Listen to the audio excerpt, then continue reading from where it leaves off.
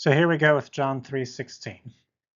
Perché Dio ha tanto amato il mondo che ha dato il suo unigenito figlio, affinché chiunque crede in lui non perisca ma abbia vita eterna. So we know this one by heart, which helps. Now the word perché can be a question word meaning why, or it could mean an explanation like because, or it could mean, if followed by the subjunctive verb, it would mean so that. Now, in this case, it means because. Just like the Hebrew, or the Greek here has gar.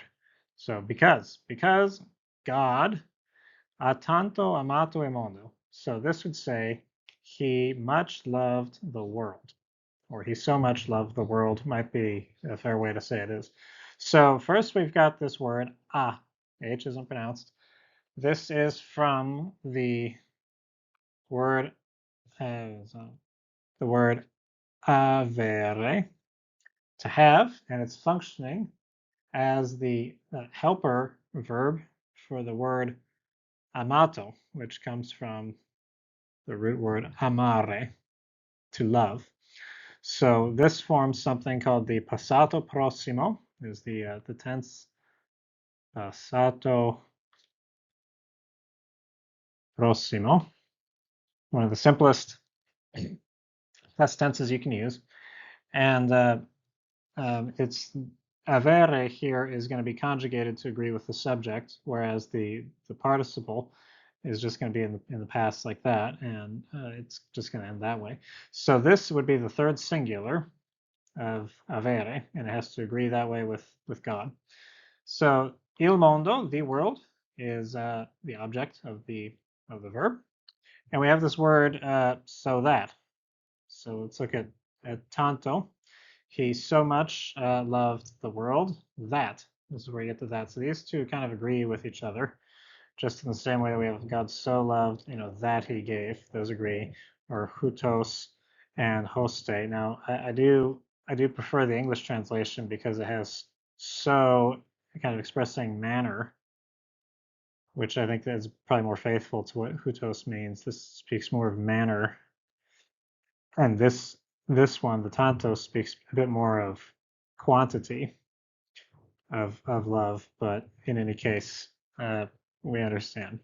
He had such a quantity of love that he gave his son. But really, I think the sentiment in the Greek is this is the way he shows his love to the world. But in any case, again, we have the passato prossimo. We have a dato, so the third singular to agree back with God being the subject, and then dato is the participle form of the verb dare, to give. And then here we have il suo unigenito figlio. So this means his only son, or his only begotten son, something to that extent. And the biggest difference between this and English can be seen in first the use of the article. So this is literally the his son, the his only son. And of course, we don't say it that way. It is a little bit more like that in Greek, where they've got it definite. But in Italian, almost always when we do something possessed, we put the article with it. It's just a feature of Italian that you just sort of accept. So it's definite. Now, suo, the form suo could be it could be like it is, or it could be like this, or it's also got sui and sue. These are all the four different ways that you can have it. And these would be the singular ways, singular, and this is the plural ways, and then this is the masculine and the feminine, and the masculine and the feminine again. So you see that we have this one here. We have singular and masculine, but it's not referring to the possessor being singular and masculine. In the same way that you see this his tells you it's of him. And there's no confusion about the gender of the possessor, but that's not what's happening in the Italian. It's not saying that God is singular masculine. It's saying the thing he possesses is singular and masculine. That's what this is trying to tell us, and that's why this agrees here. That's what this is about. So if say God gave his only daughter, notwithstanding the heresy we're talking about here. This would say, this would become la, this would be sua, just like this is, and then this would be unigenita, and this would be filia. You see what I mean? So that's what's going on there. It's talking about the gender and the number of the thing possessed with that final vowel. That's what all these are about. The gender and number of the things possessed, not the possessor himself. So then we move on to this word, afinque, which is a way of saying so that. But it's much more literary than the conversational way of saying so that. In the conversational way, you might just say something like così che, which literally means so that. You might just say that. But in literary Italian, you'll often find affinché. It's all over the Bible, especially in Paul. It's purpose. So affinché, chiunque, whoever, crede. And this is just a third singular in the present tense. It's from the word credere. And you notice that the way that the present tense is formed, you just sort of cut the last three off, the ere, and then because you want the third singular, you tack back on the e, like you see right there. So you get crede, and that goes back to the chiunque is a masculine, or actually there's no masculinity at all. It's just third and singular. So whoever believes in him. What I'll point out about this is the lui. Lui, in this case, it's also different from English because we have in him, and the him is a form of the object. It's an object form or an object pronoun, and we have the same thing in Italian. Is afton.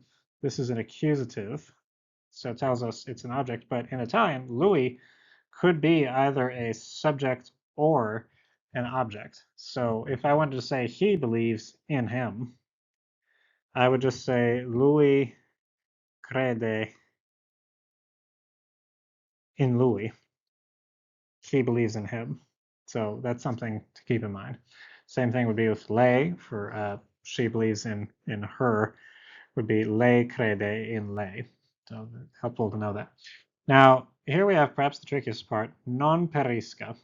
This is from the verb perire, to perish, and the form is actually something called the conjuntivo. So let me write out conjuntivo. Conjuntivo. It's called the subjunctive. There's actually 4 subjunctives in Italian, and they have to do with the time aspect of things. So in this case, the reason why we use a subjunctive is because after words like affinché, we have to use the subjunctive. We have to use the conjuntivo. So that's the short answer. We used affinché, the verb that's kind of associated with that. You notice this isn't in the conjuntivo. This is sort of subordinate to the whole thing, but this clause, this is the main verb in the clause, so these are connected in a special way that requires that perisca be conjuntivo. But that's something to study much later. So that not perish, ma abbia, and this again is a conjuntivo from the word avere, to have. So not perish, but have vita aeterna, eternal life. And actually, the conjuntivo is reflected also in the Greek because you have me apolitai, and al eke. These are subjunctives. Subjunctives.